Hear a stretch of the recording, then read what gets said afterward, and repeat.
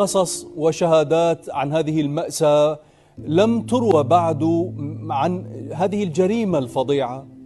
نعم، طبعا حين نتحدث عن عمليات الأنفال نحن نتحدث عن هدم أكثر من 3000 قرية. لم يتبقى من قرى كردستان لا قرية واحدة، وهدمت كافة النواحي.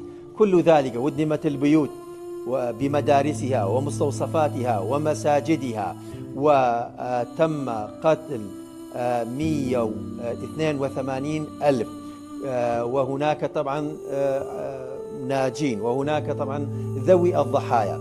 هناك لا أقول مئات بل آلاف القصص التي لم تروى ولم تسجل وما زال يعني على الشفاه. ومع الأسف بعض هذه الذين قد نجوا من هذه العملية أو عادوا بعد السجن بعد الأسر يعني اقتربوا من الموت، وبعضهم ماتوا، وتلك القصص يعني راحت معهم. ولهذا طبعا هذا أيضا أحد يعني القضايا الضرورية في تسجيل تلك القصص التي يجب أن تبقى لإحياء الذاكرة في هذا المجال، ولكي يعني لا ننسى تلك الجرائم التي واجهته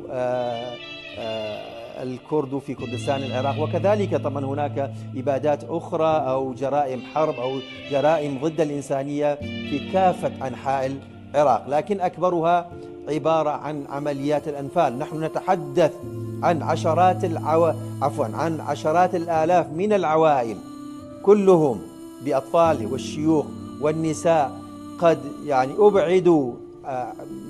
أنا قبل أيام كنت في المثنى. نعم. 700 كيلومتر من أماكنهم الأصلية، وهناك دفنوا، وبعضهم حتى كانوا أحياء حين نعم. الدفن، لأن هناك قصص من الذين نجوا من تلك يعني الحفر كما تعرفون مثل تيمور